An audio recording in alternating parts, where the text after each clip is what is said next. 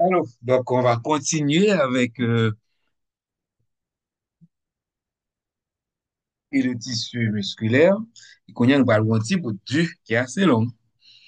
C'est le 9-3. Les myocytes squelettiques contiennent des moteurs moléculaires régulés par le calcium. Objectif d'apprentissage. On va d'abord décrire la structure du myocyte squelettique et en particulier celle des myofibrilles, du réticulum sarcoplasmique. Donc, c'est le réticulum endoplasmique de la fibre musculaire et des tubules transverses, expliquer les fonctions de ces deux dernières structures. Ensuite, autre objectif, décrire le mécanisme en cause dans la théorie de la contraction par glissement des myofilaments.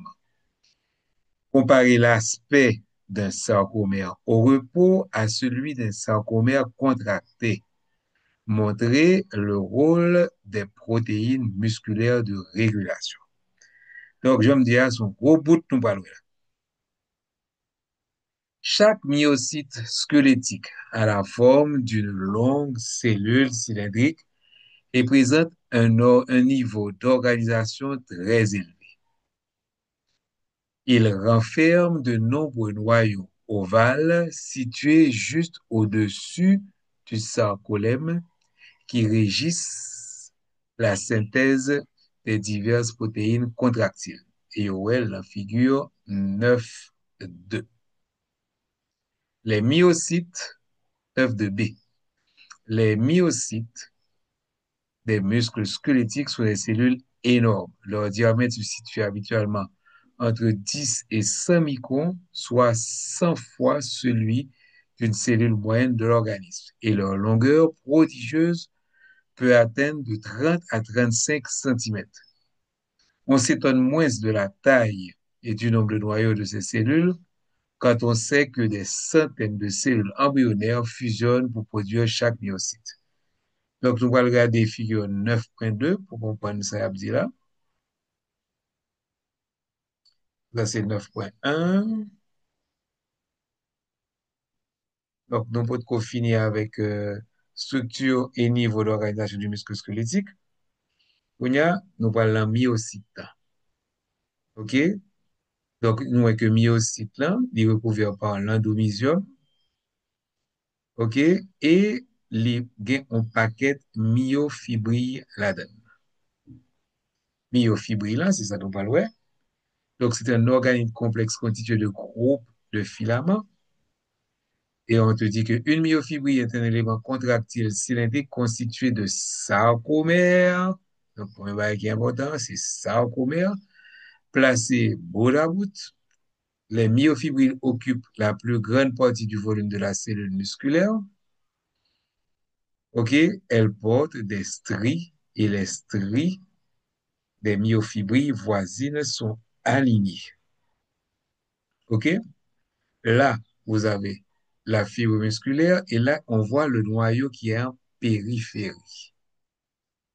Donc, le myocyte est entouré de l'endomysium, OK? Et vous avez l'ensemble des myofibres qui sont entourés par le sarcolème.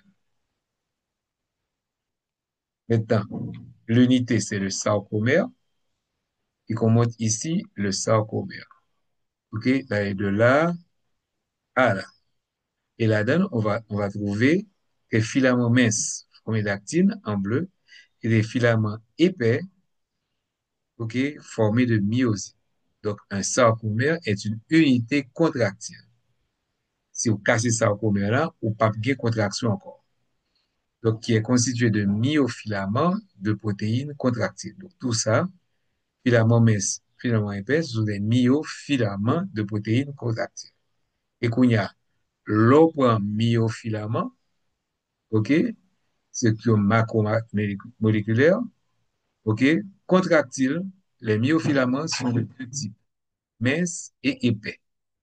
Les filaments épais renferment un assemblage parallèle de molécules de myosine, ici, donc le molécules de myosine. Les filaments minces renferment des molécules d'actine ainsi que d'autres protéines qu'on verra plus tard. Le raccourcissement du muscle est assuré par le glissement des filaments minces le long des filaments épais. OK? Donc, ce sont les filaments minces qui vont bouger. OK? Action des filaments minces le long des filaments épais. OK? Les filaments élastiques, que je ne vais pas montrer là, mais nous parlerons après, en jaune, permettent le retour de la longueur au repos après le relâchement de la tension et contribuent à maintenir l'organisation du myofilament. Donc ça, c'est si bas que nous est là, tu été là avec l'endovisium, de retour cellules en périphérie, qui forment de myofibrilles, et les myofibrilles sont formées de myofilaments. Et les myofilaments sont formés de protéines pour de protéines spéciales. On verra. Donc, 9.1, c'était ça. Nous voilà 9.2.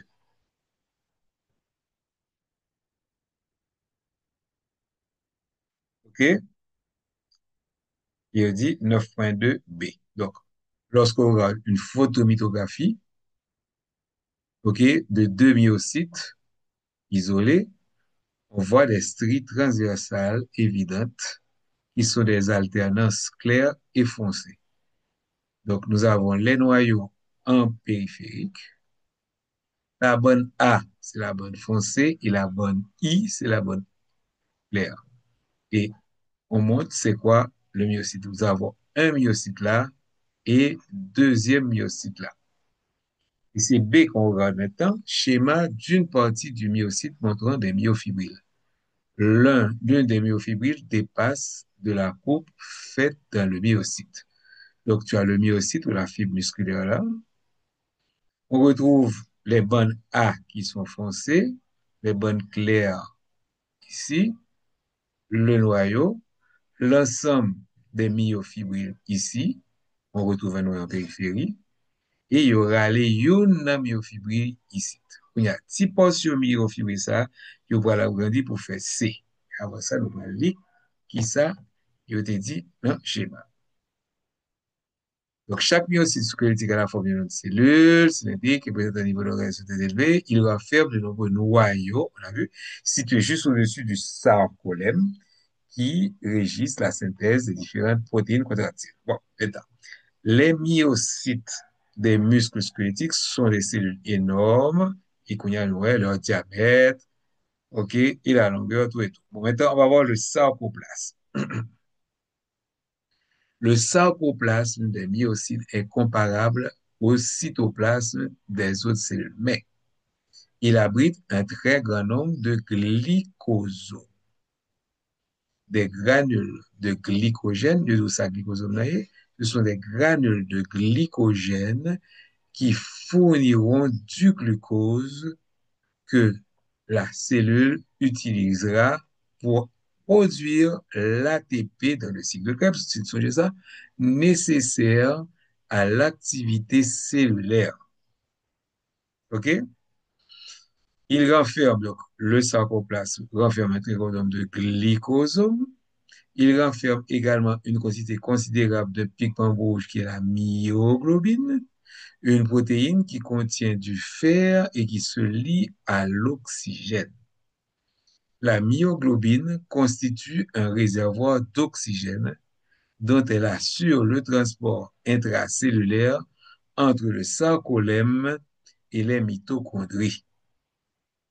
La myoglobine s'apparente à l'hémoglobine, le pigment qui transporte l'oxygène dans les érythrocytes du sang. Donc, deux bagailles pour que le cas marche, pour le cas fournit ATP, OK, donc référence au cycle de Krebs que nous disons, ouais. On a du glucose donné par apporté ou bien présent dans les glycosomes. Et deuxième bagaille qu'on gagne, c'est l'oxygène qui, lui, il est transporté par un pigment similaire à l'hémoglobine qu'on appelle la myoglobine. OK? Et ça, c'est dans le sarcoplasme. En plus des organiques habituels, les cellules musculaires contiennent trois structures spécialisées que tu ne peux pas joindre dans l'autre cellule. Ce sont les myofibrilles, le réticulum sarcoplasmique et les tubules transverses ou les tubules T. OK? Maintenant, examinons de plus près ces trois structures uniques car elles jouent un rôle important dans la contraction musculaire. Et on va donc commencer avec les myofibrilles. OK? Donc, on avait vu trois structures spécialisées. Les myofibrilles, le réticulum sarcoplastique et les tubules transverses ou tubules T. Donc, un, myofibrilles, deux, réticulum sarcoplastique, trois, tubules transverses, encore appelé tubules T. Donc, dans le voir qu'il y a myofibrilles. Chaque myocyte renferme des centaines, voire des milliers de myofibrilles parallèles, regroupées en faisceaux qui s'étendent d'un bout à l'autre de la cellule. Et c'est ça, ouais, dans 9, 9,2b. Chacune mesurant 1 à 2 microns de diamètre. Les myofibrilles sont si serrées les unes contre les autres qu'elles semblent emprisonner les mitochondries et les autres organiques. Les myofibrilles constituent environ 80% du volume cellulaire. OK? Donc, notez ouais là, 9B, 9,2b. Voilà. OK? Ici, ouais, myofibrille. Donc, là-dedans, il y a montré la cellule, le myocyte, OK? Qui est composée en grande partie de myofibrilles accolées les unes aux autres et est tellement serrées qu'elles contiennent entre eux des mitochondries. OK? Kounya, nous allons agrandir myofibrilles. OK? Les myofibrilles sont constituées de chaînes de sarcomères liés les uns aux autres, ou bien si vous voulez, les uns aux autres, par leur extrémité. Les sarcomères, nous parlons de la figure 9.2c, et que nous décrivons plus loin, sont eux-mêmes remplis de structures cylindriques encore plus petites, les myofilaments. OK? Et nous verrons ça dans trois rangées plus bas dans le tableau 9.1. OK? Nous verrons déjà dans 9.1. OK? Donc, maintenant, dans 9.2b, dans 9.2c, par exemple, et on va voir ce qu'on appelle le sarcomère.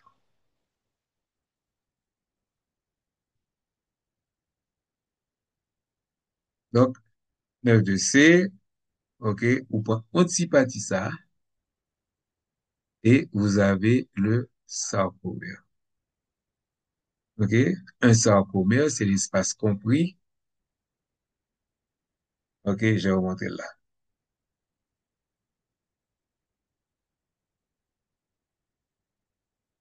Donc, sarcomère, ici, arrondissement d'une petite partie de fibrille montrant des myofilaments formés de stries. Chaque sarcomère s'étend d'un disque Z à un autre disque Z.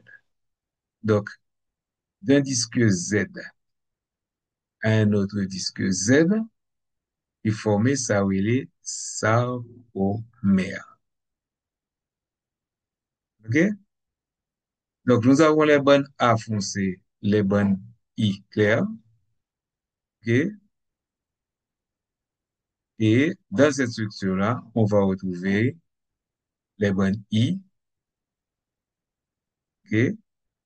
Donc, les bandes I forment les disques. Dans les bandes I, on va retrouver les disques Z. Et d'un disque Z à un autre disque Z, vous avez un sarcomère, OK? Qui se trouve dans les bandes claires. OK? Et ici, vous avez un sarcomère qui est compris entre deux disques Z et puis vous avez protéine qui la donne. Là, c'est souvent une coupe longitudinale et là, c'est souvent une coupe transversale. On continue. Espérez nous toutes, n'a suivre. Donc, on va voir maintenant la notion de strie. La longueur de chaque myofibrille, sur la longueur de chaque myofibrille, on remarque une alternance de bandes sombres et de bandes claires. OK? Dans un myocyte intact, les bandes sombres, OK? Les bandes A pour anisotrope, qui polarise la lumière. OK? Donc, les bandes sombres sont appelées bandes A pour anisotrope parce qu'elles polarisent la lumière. Et les bandes claires, appelées bandes I pour isotope, qui ne polarisent pas la lumière. OK? Sont presque parfaitement alignés sur l'aspect strié de l'ensemble de la cellule. Pour faciliter la mémorisation, associez les stries A au mot assombri et les stries I, donc les bandes claires, au mot illuminé. OK? Donc, les stries, nous avons strie A sombre pour anisotrope et les bandes A qui sont pour anisotrope. OK? C'est A pour assombri, pour anisotrope, et les bandes I, qui sont les bandes claires, pour isotope ou bien illuminé. Chaque bande A possède en son milieu une rayure plus claire appelée zone H, ou zone claire. H peut être associé à hélio ou semblable au Soleil. Donc, dans la bande assombrie, il y a une zone claire appelée zone H. OK? Donc, nous allons voir ça dans 9 de la figure 9 de C. Donc, de C, OK? Donc, vous avez la bande A foncée, assombrie, OK? Et dans la zone A, on va trouver une zone claire. Voilà. OK? Ah, ouais, c'est zone H qui est la zone H. OK? Donc, ouais, tout bail bleu, rouge, là, ça forme quelque chose de clair, mais il y a un côté, il n'y a pas petit bail bleu, hein, OK? Qu'on verra après qui sont les filaments minces d'actine. Ils ne sont pas reliés là, OK? Et l'absence de filaments minces d'actine donne la zone H ou zone claire. OK? Donc, si je ne dis pas de bêtises, là-dedans, de cette zone H, on va retrouver la ligne M. OK? Donc, la zone H, qui est une zone claire qui est dans la strie foncée, dans la partie foncée de la bande A foncée. OK?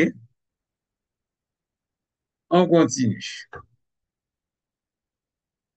Donc, on a vu qu'il y avait les bandes A anisotropes, OK? Ils sont sombres, OK? Encore, même méthode mémothétique, c'est assombri, OK? Les zones claires, bonne I pour isotrope ou illuminé. Dans la zone A, une zone, OK, qui possède à son milieu une rayure plus claire appelée zone H ou zone claire. OK? Donc, on a vu la zone H. Chaque zone H est divisée en deux parties par une ligne verticale sombre la ligne M. OK? Et on voit la ligne M qui est transversale. Par une ligne verticale sombre la ligne M. OK? Chaque zone H. Voilà, compliqué. Et voici la ligne N que l'on retrouve dans la zone H. Ok, trois petits bails ça. Voilà, la ligne M. Ok, donc tout ça, c'est la zone H qui est divisée en deux parties par la ligne M. Donc, ça, c'est première partie, zone H, là, ça, c'est deuxième partie, zone H. Point par point. On continue. Au milieu de la bande I, donc, nous finissons avec bande A.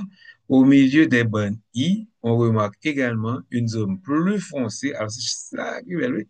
Une zone plus foncée nommée disque Z. OK? Donc, au niveau de la zone claire, bande I, il y a une zone foncée qu'on appelle disque Z. Donc, la zone claire, ici, OK? Et au milieu de la zone claire, on a le disque Z. Donc, pour nous résumer, nous avons bande A assombrie, anisotrope foncé, bande claire, isotrope illuminé. OK?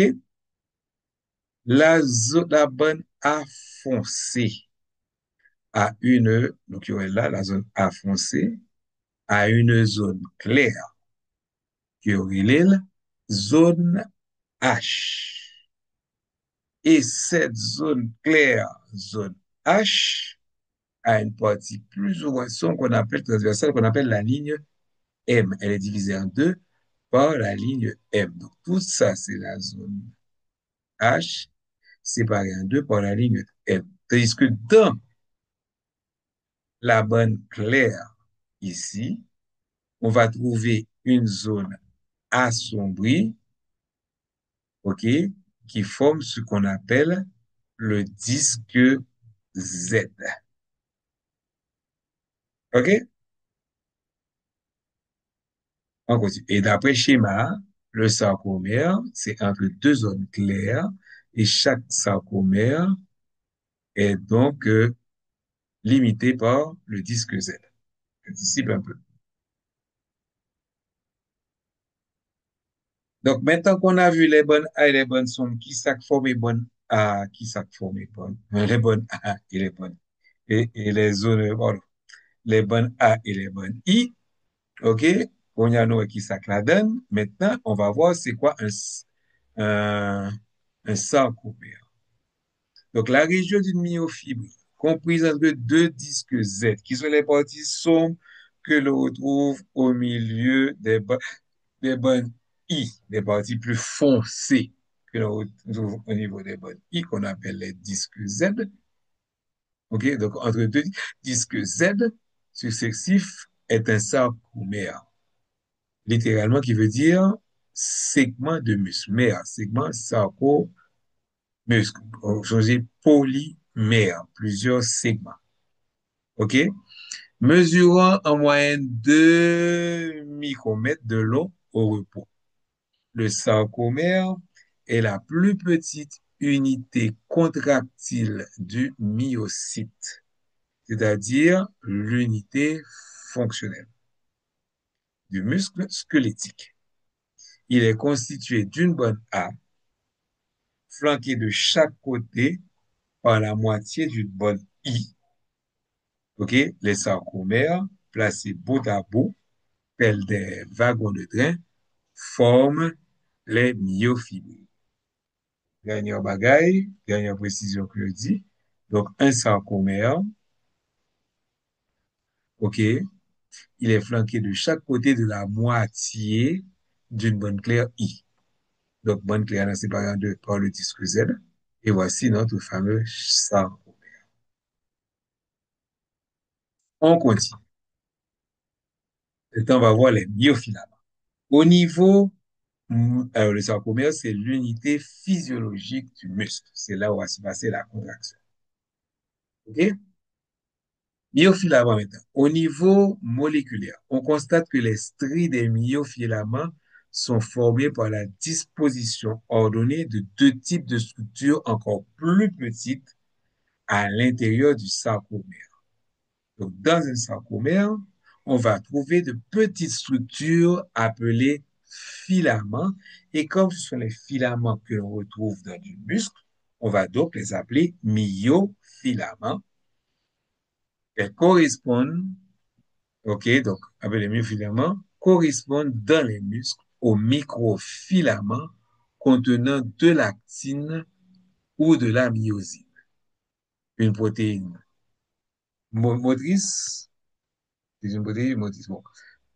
L'actine et la myosine des protéines jouent un rôle dans la motilité et les changements de conformation de la quasi-totalité des cellules de l'organisme. Donc, une cellule simple, s'il besoin, par exemple, s'il y a un pseudopode, il besoin de remplir d'autres bagailles, c'est grâce aux protéines d'actine et de myosine. Cette propriété atteint un sommet dans les myocytes contractiles. Il existe deux types de myofilaments. Donc, maintenant, nous sommes à l'intérieur de myofilaments. OK? Et qu'est-ce qu'on voit? Un filament épais contenant de la myosine. Et ce filament, il est en rouge. Au centre, donc, de la myosine en rouge, au centre, parcourt toute la longueur de la bande A. Chaque myofibrille en compte environ 1500.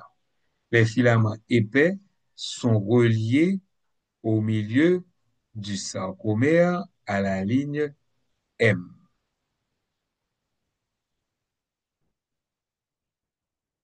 Filaments épais, ce sont les sarcomères qui occupent pratiquement toute la longueur.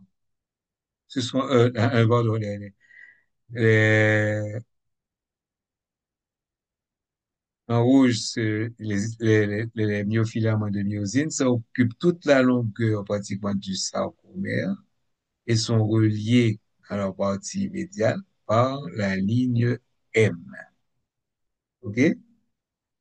Donc, les sarcomères font pratiquement toute la longueur, les filaments épais de myosine font pratiquement toute la longueur du sarcomère. OK? Ils sont reliés par la ligne M. Filaments épais. OK? Maintenant, les filaments minces, ils contiennent, eux, de l'actine en bleu. OK? Enrobent les filaments épais et s'étendent le long de la bande I et d'une partie de la bande A. Donc, eux-mêmes, c'est de la bande I et une partie de la bande A. Chaque myofibrille en comporte environ 3000. Les disques Z appelés télo, donc au loin télogramme, est une couche de protéines qui ancre les filaments minces. Le troisième type de myofilament est le filament élastique, OK, qu'on va décrire dans la prochaine section. OK?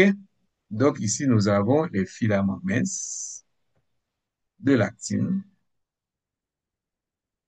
OK, qui n'occupent pas toute la partie du sarcomère, OK, comme on l'a montré ici, mon côté, il n'y a pas gain. OK?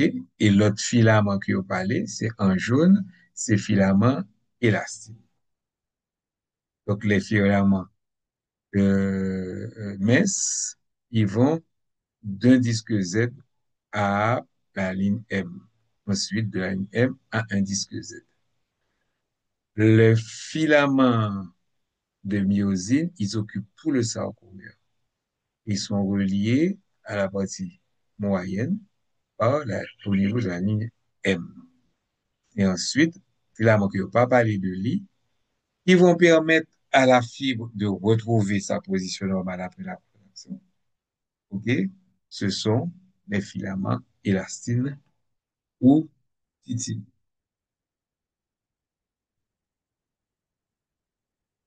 Voilà. Donc, on a vu estrie, bande A, bande I, OK? Dans l'estrie, on a vu ce que c'est que le sarcomère. Donc, chaque bande, il y a une région foncée, une région claire, une région et foncée. Donc, dans la région foncée, la zone claire, c'est la zone H, qui est divisée en deux par la ligne M. Et dans la bande I, OK, on va retrouver une zone qui est la bande claire. On va retrouver une zone foncée qu'on appelle le disque Z. Le sarcomère, c'est l'espace compris entre les deux disques Z. Et dans le sarcomère, on va trouver des monofilaments, trois types, actine, myosine et élastine ou titine. Chaque filament épais est entouré par un arrangement hexagonal de 6 filaments minces. Et chaque filament mince se trouve au milieu d'un triangle délimité par 3 filaments épais. OK? Donc, on voit ça dans la figure 9 de E, montre une coupe transversale d'un sarcomère à un endroit où les filaments minces et épais se chevauchent. Donc là, nous parlons des coupes transversales. OK? Et là, donc on voit bien que filament de myosine est entouré par des filaments actifs. OK. 1, 2, 3, 4, 5 et 6, si je ne me pas trompé. Le schéma, est-ce que c'est bien ça, on te dit dans là? Des triangles délimités par 3 filaments. Donc, ça fait 6. Si vous prenez deux triangles. Donc, vous avez le filament épais, vous avez un premier triangle et un deuxième triangle. Donc, quand votre triangle jonglé, donc, il est entouré par deux triangles de 3 filaments d'actifs. Voilà. OK?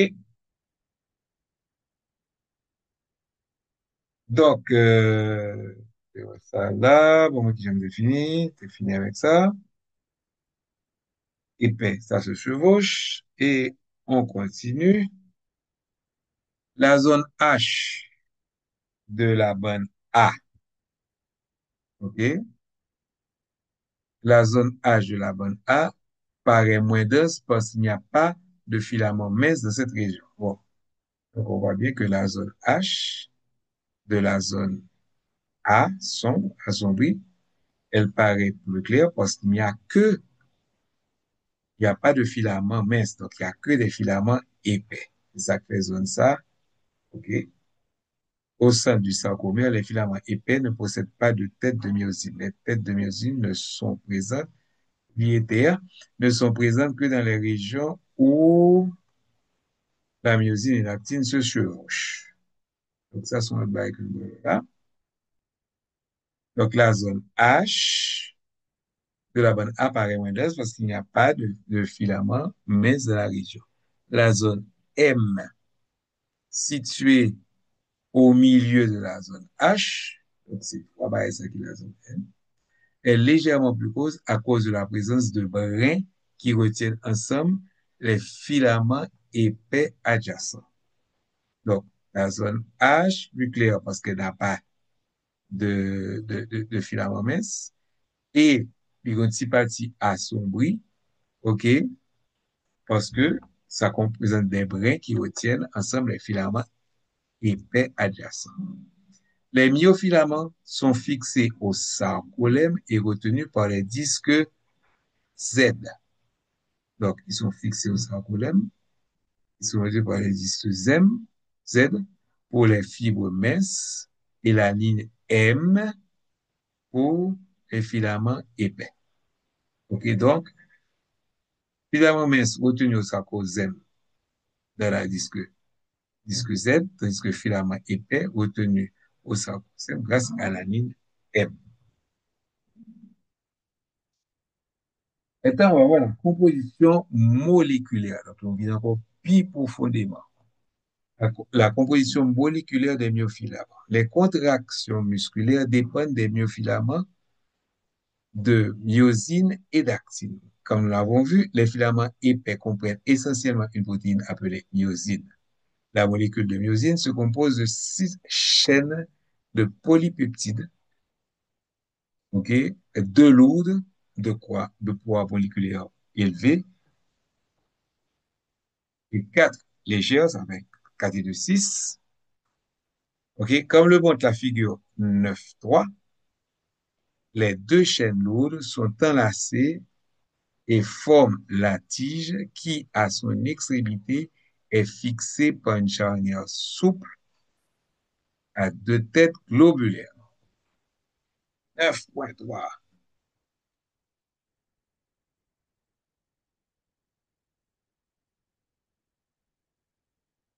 Est-ce que c'est ça, 9.3?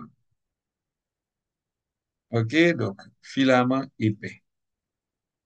Chaque filament épais comprend un grand nombre de molécules de myosine dont les têtes dépassent chaque bout de filament. OK? Donc, bon, c'est pas exactement ça à vous montrer pour l'instant.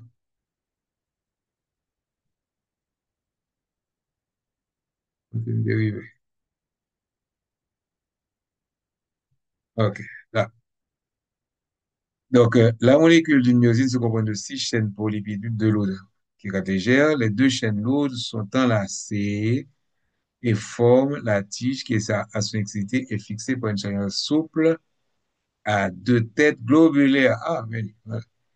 Donc, les deux chaînes lourdes sont enlacées et forment une tige qui, à son extrémité, est fixée par une charnière souple à deux têtes globulaires. Donc, c'est ça qu'on montre ici. Voici les filaments, OK, qui sont enlacés de, et nous avons deux têtes globulaires.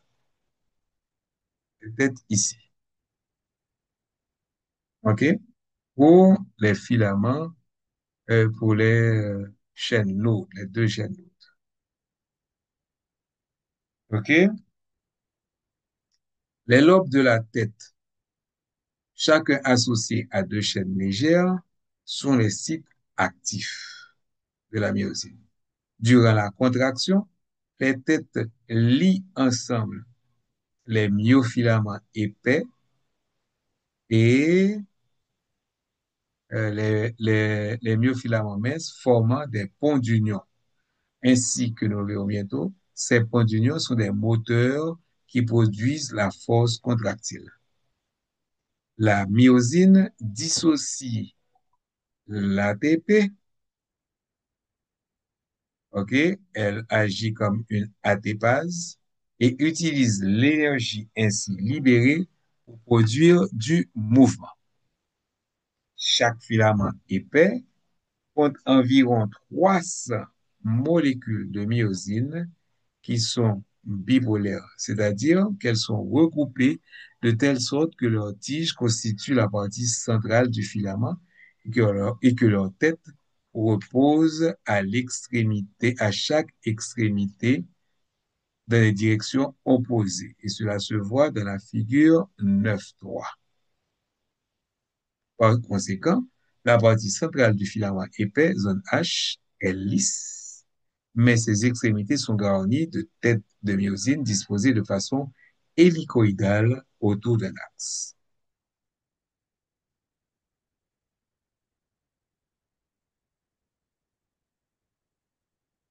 OK? Donc, chaque filament épais comprend un grand nombre de molécules de myosine dont les têtes dépassent, ici, à chaque bout du filament. Donc, vous avez le filament et les têtes dépassent. Les deux filaments épais simplement. OK? Et ça se trouve ici. OK? Comme on l'a dit, les filaments épais ne possèdent pas de tête de myosine au centre du sarcomère, ici. C'est simplement lorsqu'ils sont en regard, ne sont présents que dans la région où la myosine et l'actine se chevauchent. C'est ça, au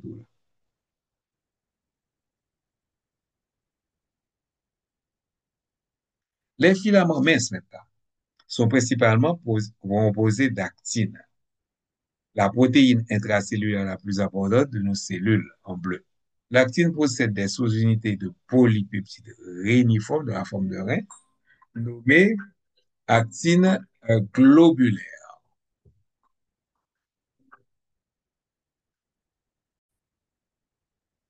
Bon, pour le reprendre, parce que j'ai dû répondre au téléphone, j'avais une urgence.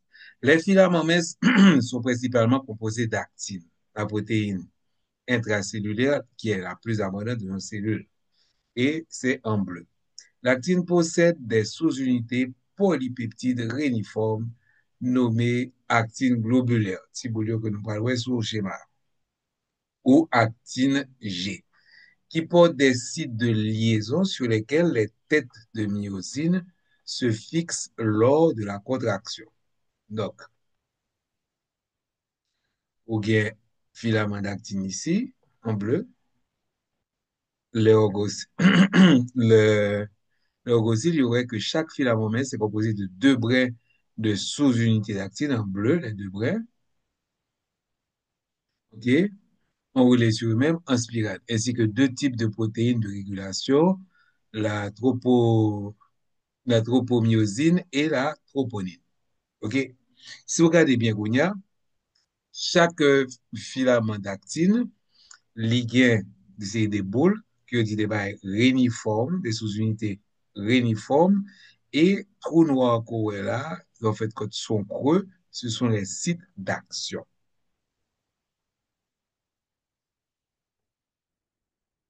OK?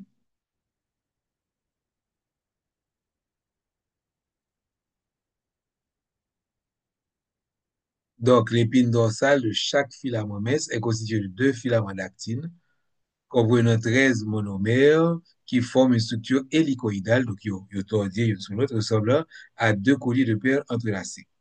Les filaments minces renferment plusieurs protéines de régulation. Nous avons des brins de polypeptides de tropomyosine ou protéines fibreuses, entourent le centre de l'actine, la felvinerette, la rigidifie et la stabilise. Des molécules de tropomyosine sont placées bout à bout le long des filaments d'actine. Chacune s'associe à 7 monomères d'actine, mes amis, un paquet de détails. Dans un monocyte au repos, la tropomyosine bloque les sites actifs de l'actine, de sorte que les têtes de myosine ne peuvent pas se lier aux filaments minces. OK? Donc, dans le côté schéma là, regardez bien, regardez le schéma, ou après que, OK? La tropomyosine, où elle est exactement côté gen site d'action.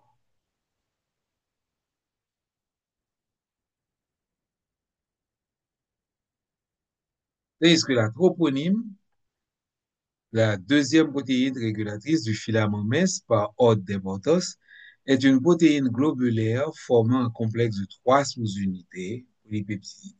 L'une de ces sous-unités se lie à l'actine, une autre se lie à la tropomyosine et la ligne avec l'actine, et la troisième se lie aux urcations. La troponine et la tropomyosine contribuent à la régulation des interactions myosine-actine qui se produisent au cours de la contraction. D'autres protéines contribuent à former la structure de la myofibre. Donc, ça nous dit, ouais, en jaune, OK, c'est les filaments élastines que nous voyons ici. Filaments élastines.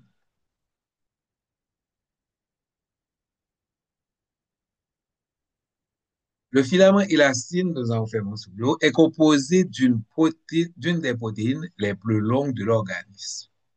La titine, aussi nommée connectine, ok. Donc, c'est la titine, aussi nommée connectine. Cette protéine s'étend sur la moitié du sarcomère, soit depuis le disque Z jusqu'au filament épais dont il forme le cœur.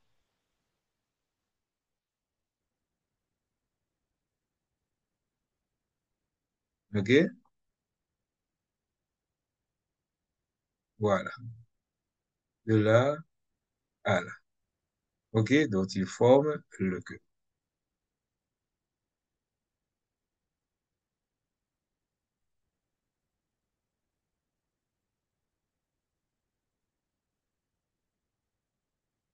Pour aller se fixer à la ligne M. Le filament énacine maintient les filaments épais en place, stabilise ainsi l'organisation de la bande A. Il aide la cellule musculaire à reprendre sa forme après étirement. Le segment de titine qui traverse la bande I est extensible, c'est-à-dire qu'il se déplie. Ça fait une forme ressort jusqu'à tripler sa longueur quand le muscle est étiré et raccourci quand la tension cesse.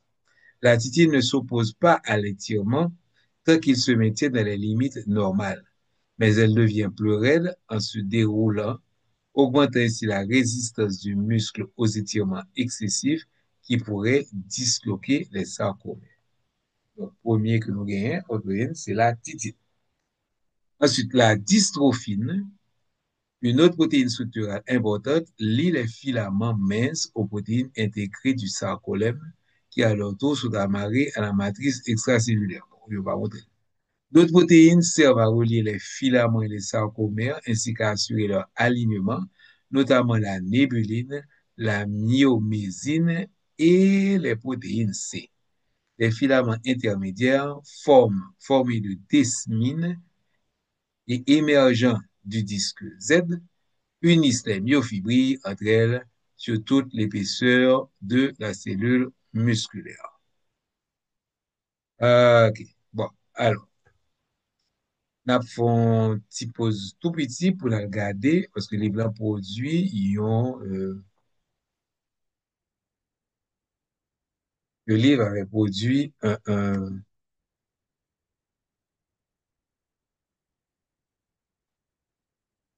une animation, on a tout profité et regardé animation sur la contraction musculaire.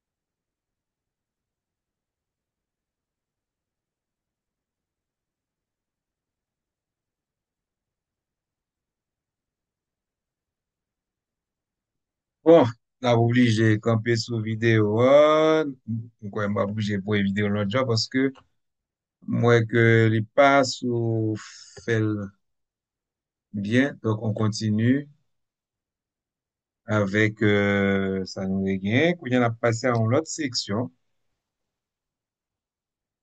qui c'est le fameux, on a vu bien trois unités, donc on a vu les filaments. Maintenant, on va voir le réticulum sarcoplasmique, OK, et les tubules transverses. Les myocytes squelettiques contiennent deux séries de tubules intracellulaires qui participent à la régulation de la contraction musculaire. Un, le réticulum sarcoplasmique et deux, les tubules transverses. Donc, on parle du réticulum sarcoplasmique, ensuite les tubules transverses. Le réticulum sarcoplasmique, et ça, il faut le regarder dans la figure 9.5. OK, illustré en bleu, dans la figure 9.5, le réticulum sarcoplasmique est un réticulum endoplasmique lisse, complexe, dont la fonction consiste à réguler la contraction intracellulaire, la concentration intracellulaire du calcium ionique. Il emmagasine le calcium en le liant, il emmagasine le calcium en le liant à une protéine, la calcéquestrine, donc il va séquestrer calcium là, et le libère sur demande lorsqu'une stimulation déclenche la contraction du myocyte. Comme nous le verrons, cette libération de calcium est le signal qui donne le feu vert à la contraction. Le réseau de tubules du réticulum sarcoplasmique enlace chaque myofibrille, un peu comme le manche d'un chandail au manche lâche, au cou votre bras. Donc, ça, c'est le monde qui compte mettre pull en LED. La majorité de ces tubules parcourent la myofibrille longitudinalement et se joignent entre eux au niveau de la zone H. D'autres, appelés citernes terminales, forment de grands canaux transversaux à la jonction des bonnes A et I et sont toujours réunis deux à deux. Un grand nombre de mitochondries et de granules de glycogène sont accolés étroitement au réticulum sarcoplasmique, les deux qu'on a besoin. OK, l'oxygène et le glucose. Ces organismes contribuent à la production de l'énergie utilisée pendant la contraction. Donc, on va voir ça dans le schéma 9.5. Donc, nous avons ici le schéma 9, la figure 9.5. OK? Donc, on voit en bleu le RS, OK, les tubules, et on voit que ce sont les tubules du RS.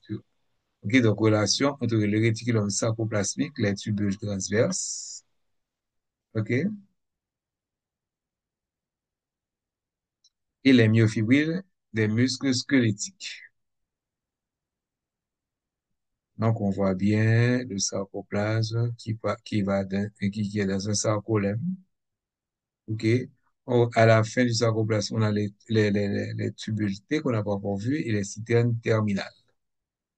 Ici. OK? Allez, on continue.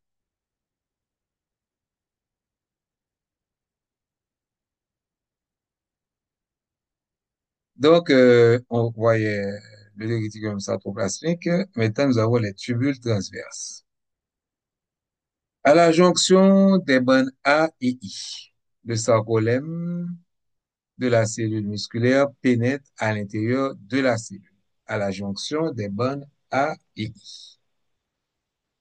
Donc, à la jonction des bandes A et I, ici, donc nous sommes là. OK? Donc, à la jonction des bandes A et I, le sarcolème va rentrer dans la cellule.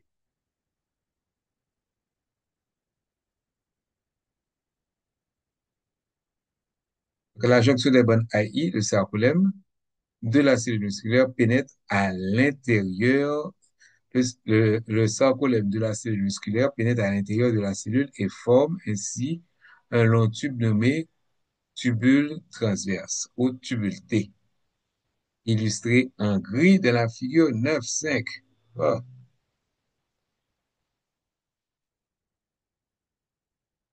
OK?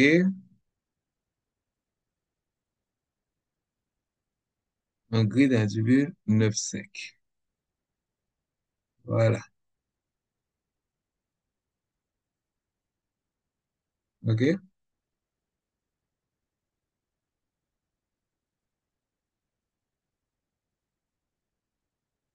Ici, donc c'est ça, oh, c'est ça la jonction entre les bonnes A et les bonnes I.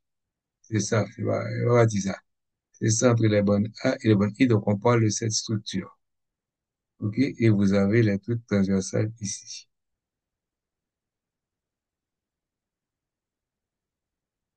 Mhm. La lumière aux cavités des tubules T communique avec le liquide interstitiel de l'espace intracellulaire. Par conséquent, les tubules T augmentent considérablement la surface des myocytes, si bien que les changements de potentiel de membrane peuvent atteindre plus rapidement l'intérieur de la cellule. Sur toute sa longueur, chaque tubule T, OK, passe entre les paires des citernes terminales du réticulum cytoplasmique RS, constituant ainsi des triades. Ils sont des regroupements de trois structures membranaires, c'est-à-dire la citerne terminale située à l'extrémité d'un sarcomère, un tubule T et la citerne terminale du sarcomère adjacent. En se faufilant d'un myofibrille à l'autre, les tubules T entourent chaque sarcomère. Ok, donc on a le schéma ici qui vous montre ça. Nous voyons le tubule T.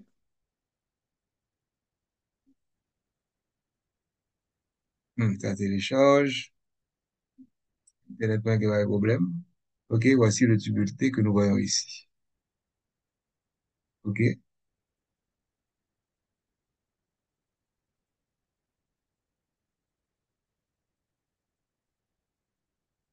Et nous avons donc ici, on va retrouver la triade.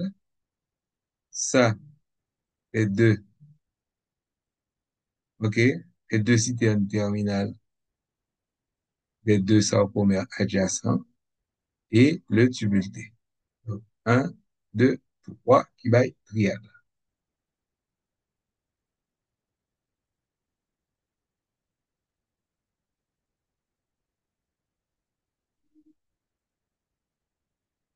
Donc, la contraction musculaire est avant tout régie par les influx de nature électrique qui parcourent le sarcolème. Étant donné qu'ils sont en continuité avec le sarcolème, les tubules T peuvent acheminer ces influx dans les régions les plus profondes de la cellule musculaire et à chaque sarcomère. Là, les influx provoquent la libération de calcium par les citernes terminales adjacentes. Par contre, par conséquent, les tubules T fonctionnent tel un réseau de communication rapide. Ils permettent à toutes les myofibrilles du myocyte de se contracter pratiquement en même temps. Donc, relation entre les éléments du triade. En ce qui concerne la transmission de signaux menant à la contraction, le rôle des tubules T et celui du RS sont intimement liés. Au niveau des triades, des protéines recouvrant la membrane des tubules T et celle du RS se joignent de manière à former un pont entre les deux membranes.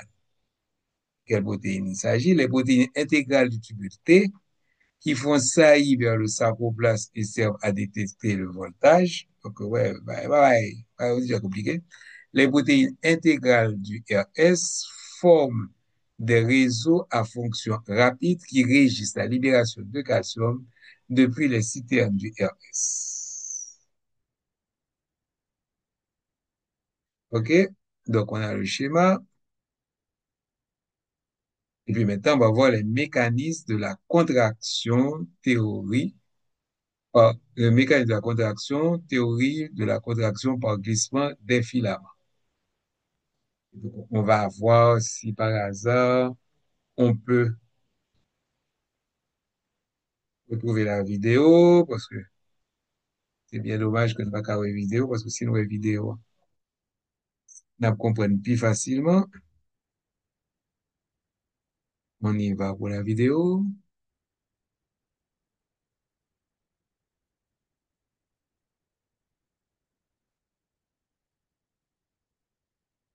On a téléchargé, quel internet on va sous ça.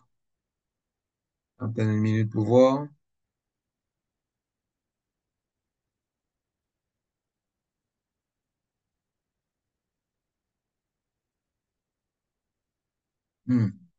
Bon, malheureusement,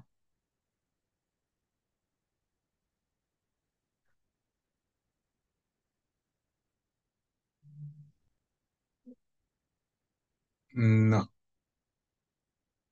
c'est bien dommage. Donc, on va voir la troisième partie, qui sont les mécanismes de la contraction, la théorie de la théorie de la contraction par glissement des filaments. Le terme contraction évoque presque toujours l'idée de raccourcissement, mais pour le physiologiste, il signifie seulement l'activation des points d'union de la myosine. Là où est tout de suite la force musculaire. Il y a raccourcissement seulement quand la tension exercée par les ponts d'union sur les filaments minces dépasse les forces qui s'opposent à ce raccourcissement et tire les filaments minces vers la ligne M. La contraction prend fin lorsque les ponts d'union sont inactivés et que la tension diminue, entraînant le relâchement du myocyte. Dans les myocytes au repos, les filaments épais et minces ne se chevauchent qu'à l'extrémité de la bande A. OK? Et donc, voilà, là, figure 9.6.1. Basée sur l'observation de la disposition des différentes bandes dans le sarcomère, la théorie de la contraction par glissement des filaments propose l'explication suivante. Durant la contraction, les filaments minces glissent le long des filaments épais de telle sorte que les filaments d'actine et de myosine se chevauchent davantage. Ni les filaments épais, ni les filaments minces ne changent de longueur durant la contraction. Voici comment ça fonctionne. Quand les myocytes sont stimulés par le système nerveux, les têtes de myosine de filaments épais s'accrochent au site de liaison de l'actine situé sur les filaments minces et le glissement s'amorce. Chaque tête de myosine s'attache un filament d'actine et s'en détache plusieurs fois pendant la contraction, agissant comme une minuscule crémaillère pour produire une tension et tirer le filament mince vers le centre du sarcomère.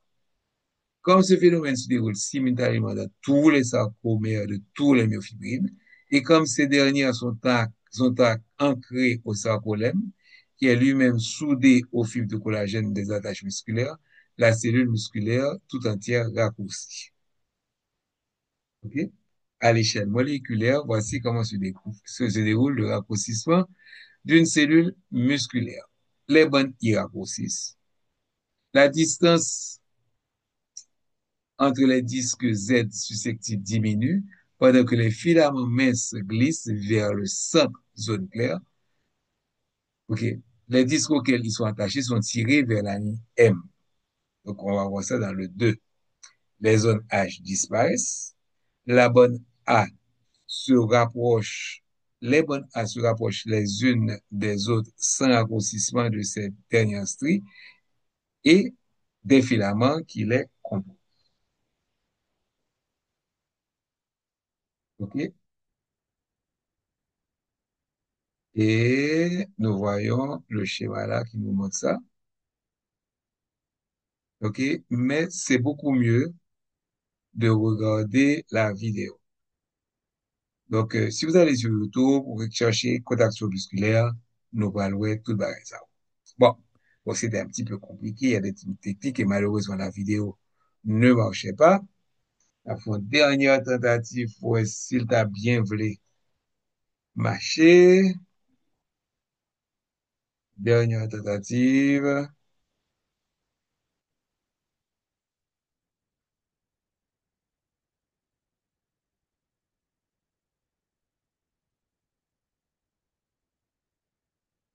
Ah, on dirait que nous, bon. Non.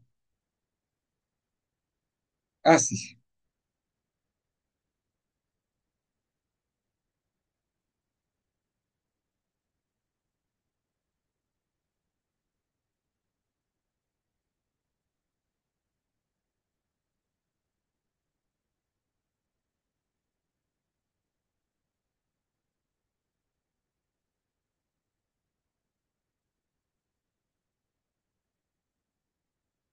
Bon, donc, campé là, dommage que vidéo n'a pas marché, j'ai un peu le temps de marcher, mais vous pouvez voir sur YouTube. Donc, je dis à tout le monde au revoir et on se verra pour la prochaine vidéo.